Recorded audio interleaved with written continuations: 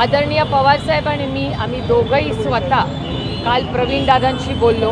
ती घटना आम्ही टीव्हीवरच पाहिली, धक्कादायक आणि महाराष्ट्राला लाजवणारी कुठल्याही पक्षाने ती केली असेल तरी असं कुठलंही कृती ही चुकीचेच आहे, त्याचा मी जाहीर निषेध करते।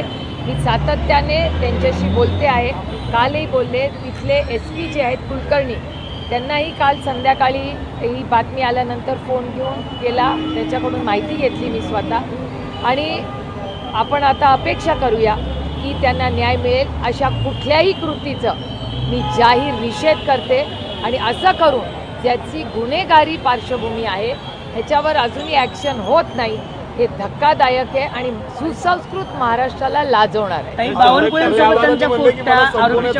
व्हिडिओ आहेत बावनकुळेंसोबत, तो भाजपचा कार्यकर्ता आहे, पदावर देखील आहे, पण प्रवीण गायकवाडांनी आरोप केला की मला संपवण्याचा कट होता, त्याकडे पिस्टल होती असं देखील रोहित पवार म्हणाले। स्थानिकांनी रोहित पवारांना सांगितले की त्याच्या कमरेला पिस्टल देखील होती। नाही, मला असं वाटतं रोहितचा कालपासून फॉलोअप चाललाच आहे, पण त्याबरोबर सगळ्यात महत्त्वाची गोष्ट की रोहित आणि माझ्यावर विश्वास ठेवू नका, पोलीसवर ठेवा। तिथला पोलीस यंत्रणाच कबूल करते की बंदूक होती का तर होती।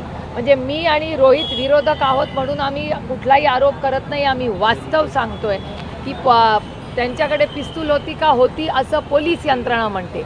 मागेही त्यांच्यावर गुन्हे दाखल आहेत, एअरपोर्टला त्यांच्याकडे पिस्तूल का कारतूस सापडली होती असा त्यांचा रेकॉर्ड आहे असं पोलीस यंत्रणेने आम्हाला सांगितलेलं आहे। त्याच्यामुळे एक गुन्हेगार मोकाट असं फिरतोय हे धक्कादायक आहे, त्याला अटक झाली, हे काय एवढ्या त्यांनी संपत नाही विषय। अशा लोकांवर स्ट्रॉंग ॲक्शन घेतली पाहिजे आणि असे जे लोक आज सत्ता असं त्यांना वाटतं की सत्ता आमच्या मागे म्हणून ते काही करू शकतात, वेटरला मार, शिवीगाळ कर, हे जे नवीन महाराष्ट्राचं संस्कृती सत्तेतल्या लोकांची दिसते ना ही महाराष्ट्राला न शोभणारी आहे। मी त्याचा जाहीर निषेध करते आणि जर महाराष्ट्र सरकारने ह्याच्यावर काही ॲक्शन घेतली नाही तर मी स्वतः पुढच्या आठवड्यात पार्लमेंट सुरू होणार आहे।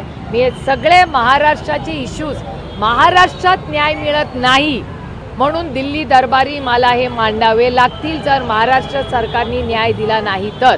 संरक्षण दिलं पाहिजे, अर्थातच दिलं पाहिजे, पण हे दुर्दैव आहे की एखाद्या कार्यकर्त्याला जो शिवप्रेमी आहे त्याला ह्या छत्रपतींच्या शाहू फुले आंबेडकरांच्या महाराष्ट्रात आज सिक्युरिटीची मागणी तुम्हालाही करायचा प्रश्न वाटतो, हे महाराष्ट्राच्या सरकारचं अपयश आहे।